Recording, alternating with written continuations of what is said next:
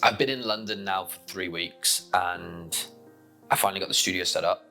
Last time I spoke, I was on the way down here. I had half of my life in a van and the other half in a storage unit down here.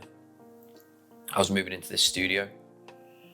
I'm still trying to figure out where I want to live in London, but first few weeks here, I'm settled and I'm starting to make things. I think I'm slowly understanding why I started doing this, making these videos as well as the art. And the first thing is that when I was really at my lowest points in life, it wasn't the skills that I had learned in the corporate world or in business that really got me out of it. It was the ability to process the emotions that I had buried, and that was art. And then the second layer, after I had the hope that I could fix myself, was the things that I got from the military, the routine, the get shit done mentality, the singular focus on the objective that lets you clear out the noise of life, because there's a lot of it. And during this rebuilding phase of what I'm doing, I know that there are 3 big things. One is I need to figure out a way that I am growing consistently and producing work that is to the benefit of others around me. Whether that is art that expresses an idea that they hold dear, or something more commercial that makes an area more beautiful. And the second thing is recording the journey so that if I do figure that out, people can copy and paste it. Just here are the things that I'm doing. You can check my homework because you can watch the videos. And when I say to you in a year's time, hey, this is how you do it, it kind of worked, this is what I've learned, you can come back to this video and go, hey, this guy actually was trying to figure it out for real. Bring a bit of honesty into this. And I think the third thing that I've slowly been realizing that I'm trying to do is that while I was traveling the world and learning what art meant to me, I found a love for capitalism and commerce and trade. And I think the most important part of that is trade. That I think we take for granted within the arts, and especially within the arts in Britain. Because trade and connection is the bedrock of what we do. Because if humans aren't trading and they aren't exchanging things, whether that's gifts or capital or labor for commerce, there's no reason for us to connect other than to take from one another. And that's something that I've seen by going a little bit off the beaten path. So today, what I'm going to go through is where I'm sitting in terms of how I'm thinking about art, how I'm doing, how my projects are doing. And if you're at all interested in watching someone attempt to become an artist and track their progress along the way, hopefully this is helpful. And I hope that you're having an amazing day. So 3 things I'm trying to achieve. 1 is grow. So the 2 ways that I've improved over the last 3 weeks in terms of growth are 1, establishing this space. I've divided it into 2 big areas. 1 for the projects that I'm working on, which is where you guys are all sat, and 2 where the production space is, which is behind me. I've set some rough parameters around production. All I want to be able to do in this first month is figure out what the techniques are that I want to lock in.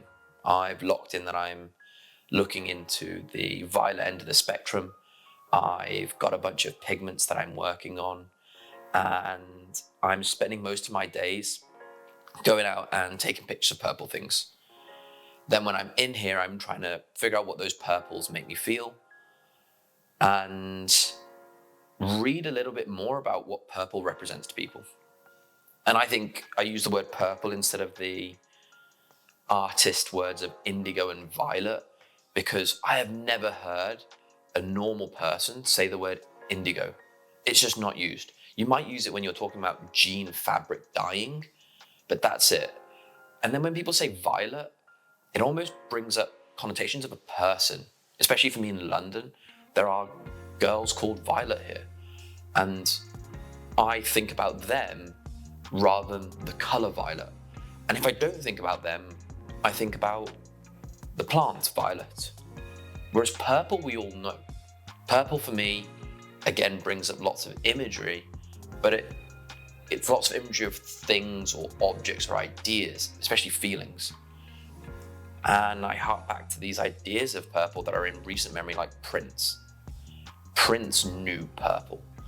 And I can never get away from this idea that this is a man who was obsessed with love and loved purple. And there is this mystery to purple that resonates with it. So that's the research arm. I'm reading a lot. I'm trying to structure my day. I have a long commute in. That's pretty hard at the moment. But what I'm really enjoying about that is if I can get up early enough and get onto the first tube into London, there's always 20 to 30 people, and I'm at the end of the Jubilee line, 20 to 30 people who are there before me, and that's their daily routine. That's London. That's inspirational for me. I think London is different things to many different people. But when I asked a bunch of artists who are at this wonderful exhibition, it's a group show at the Bomb Factory in Marylebone. It's just finished, but I would recommend Bomb Factory's work. I asked them what they love about London and why they're here. And they all said it's a great start point. This is where it all starts. And I found that fascinating, that they saw this as a way to grow, but people live here. Of the 10 million people that are in London, how many people are here to say like, hey, I'll just start there and then leave? And I saw that was a very different mindset to how I approached London. I went away to go travel, to go find stuff. I lived in Miami for a while. I went to northern India. I went traveling, and I went to go figure out what the rest of the world had to offer, to bring that back to London, to stay here. But there is a temporary nature to it. I suppose that's what makes the hustle, is that people are here to work. That's London. My routine's getting there. I am making things. I'm focusing on the paintings right now, the color. And I think I'm gonna have my first street installation, hopefully this weekend, if I can get everything delivered on time, potentially next week. Not sure, watch this space. I'll upload a separate video talking about what that is and what I'm trying to explore. If I'm honest, at this stage, all I really want to figure out is how do I create enough trust between myself and the area that I think I'm going to do these installations, so that people understand that this is an ongoing game. And if you want to see some of that work, flick back to the back of my Instagram and have a look at the poster project. I think that'll probably guide you in the right direction. That's growth. The second thing, how do I make this thing sustainable? How does it create things for people around me? And I record that process. Right now, I am focused on two things. And first is produce things that I think I'm proud of. That's kind of what we've just talked about there. The main theory that I'm using to drive that is go back to the core materials that I'm using. So I've imported some Scottish accrued linen, which I think is beautiful. And I love the spiritual connection I have to mountains, Scotland, and the accrued linen that's made from there. And I'm creating the pigments from scratch as best I can. I'm still buying pigment. I'm not crushing down the stones. There are some crushed stones that I'm using, but it's so labor intensive that I may only produce 2 or 3 paintings if I go that route. Something for me to consider, but I'm improving. And then the other side is, I'm really trying to understand why someone wants a painting. Because for a long time, it was like, hey, I'm just gonna go to the studio and express myself and create these things. But if I say, hey, I've got to fit into this capital system if I want to create art in London for people that see my work, I really want to understand why someone would buy a painting. And when I do these huge paintings that I spend months or years on, there are 2 real things. One is that someone feels a connection to them because I've poured my heart and soul into it. And that's the spiritual idea that I try and keep within there. Then there is the artistic narrative. Some people hate the narrative. I once dated a girl who had a tattoo that said, "Explanation kills art." Beautiful. But the narrative for me is this really compelling idea that this is what I'm attached to while creating this piece of work. And I think what I'm doing with that is I'm going to box it into the underpainting and leave some memories of that coming through the painting, which I love. So it's there if you look for it, but it's not in your face. And the gateway to that will be the titles. And that seems to be a really natural way for me to still have this narrative that I feel really strongly with, but that I'm not forcing on the viewer. And I would say I'm 4 or 5 tests away from being able to execute that in a way that I think is doing what I'm saying here justice. It's not just bullshit. And the final bit of it is, it just has to look cool. People like colors. I love black paintings. People hate my black paintings, generally. If you want a black painting, please reach out. I would love to give you a black painting. You guys are my friends. Everyone else that likes my colored paintings, I love you so much. But part of me is catering to your needs. Because I have a specific love in terms of what I do, but I'm trying to communicate, like in this format. And if I don't do it in a way that's intelligible, then you're not going to listen.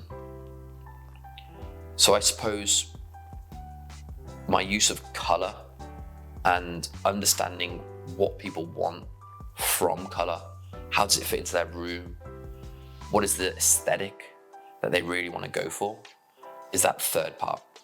And for that, I'm working on very stripped back, design-focused pieces, things that you might see in a hotel, or that the pickier side of art are going to say, hey, this is just color work, it's just materiality. Yeah, sure, fine. It looks great. And it feels expensive. It feels like someone's really taken the time to create something beautiful for someone. And I think people do want that. I think when I go into my home, I want to feel a certain way. And the amount of effort I'm putting into these is really about that precision and finish. So that when someone has something on their wall, they're like, hey, this thing is in keeping with the rest of the beauty that I put into this space. This is an amazing space where I've thought about every detail. And here's this artist who's thought about every detail on this piece of fabric that just creates the bright light in the room that makes everything feel good. They're like flat light bars, and I love them. I love them. I'm gonna constrain them to purples for now. I'm gonna work with the dimensions. I'm still exploring that. But right now, I think they're really enjoyable to be around. And I am making a lot of them. I think the first batch of these I'm gonna send to some friends who have supported me with the art. And I think I'm just gonna gift them out because I want them to give me some feedback in terms of, is this something that fits into their home? Is this something they like? And they haven't had to outlay cash for it. They're not at a loss and having to defend their ego on the spend, because these things are made from expensive materials. So I guess that's how I'm thinking about it.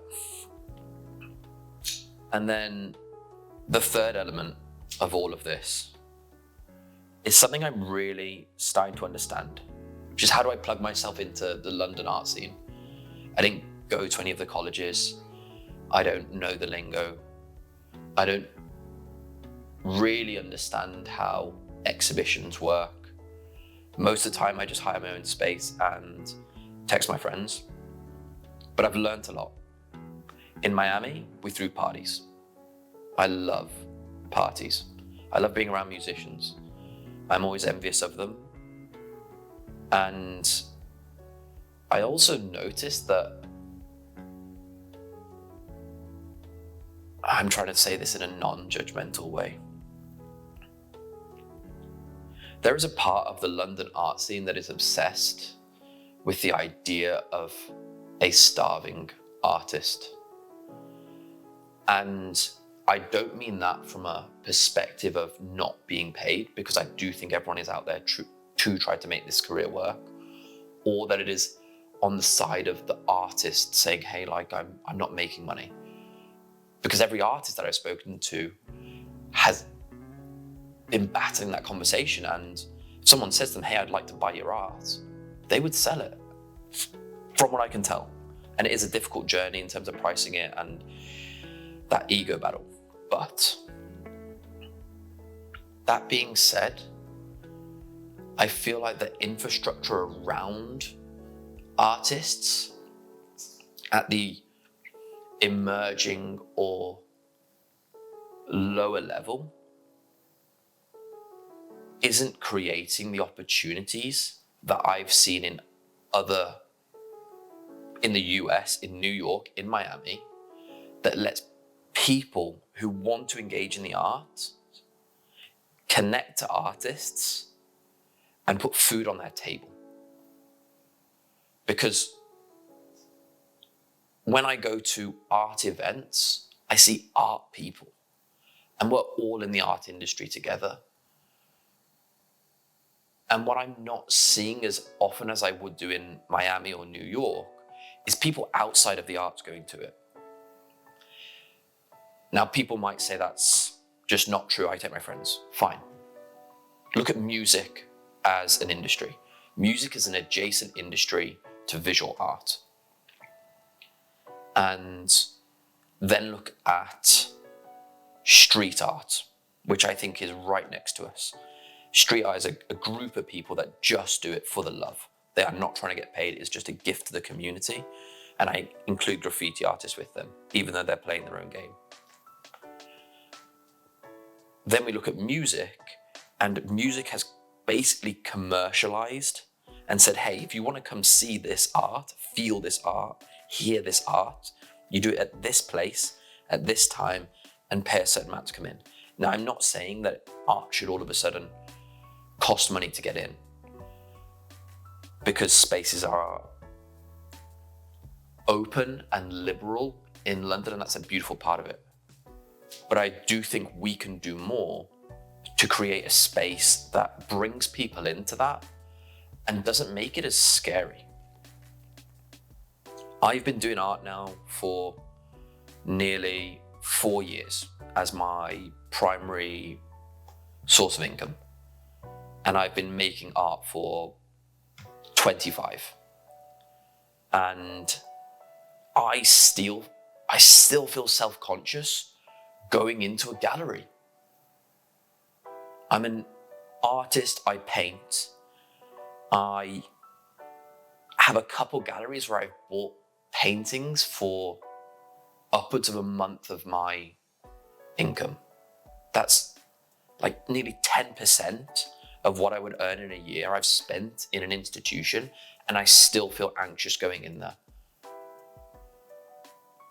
And there is something about the way that we treat people as they come into a space, and money and deservedness within the London art scene that I believe can be done differently.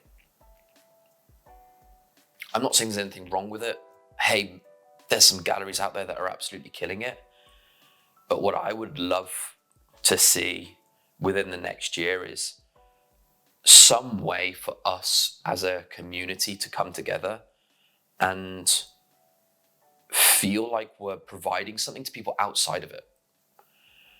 Because I kind of feel like our conversation is within ourselves. Same on Instagram. It's just artists talking to artists. And I feel like if we're really doing something beautiful within the London art scene, it's that people that would normally go to a music concert or are going to go to a pub or going to go to the theatre are saying, hey, there's this amazing art event, and it's not at the Tate, it's not at the South Bank Centre, it's not at the National Portrait Gallery, you've probably never heard of it, it's at a location in central London, and it's going to be really cool. And we figure out some way to get the right people into that, where they say, hey, these people are doing something differently here. These are the artists involved. I want to be part of their journey. And I understand the value of being part of their journey.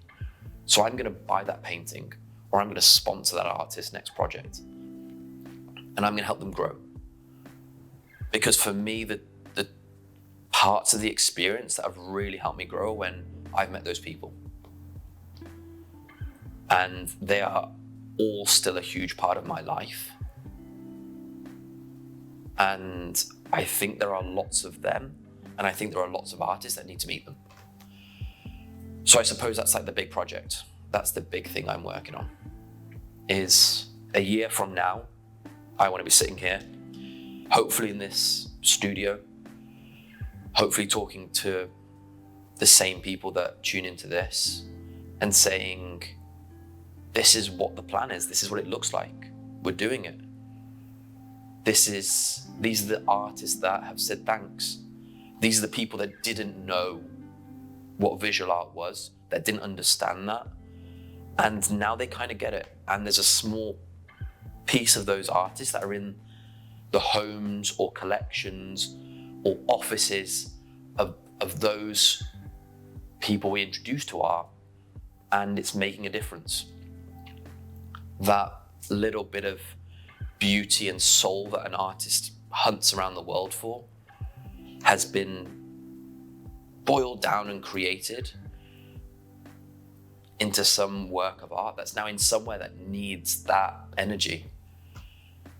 Because if visual art is meant to do anything, it is meant to change an environment within the context of feeling.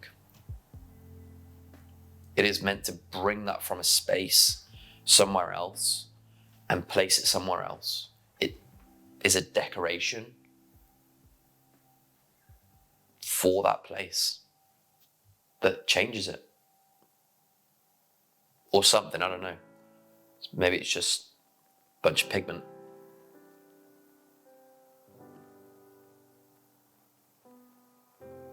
I think that's everything. I'll tune in again on the new moon. And between then and now, hopefully I get this installation done, and I will keep working on these ideas. Nothing but love. Enjoy the journey. Life is short, beautiful, and yours. It is all yours. I hope you have a great day. Peace.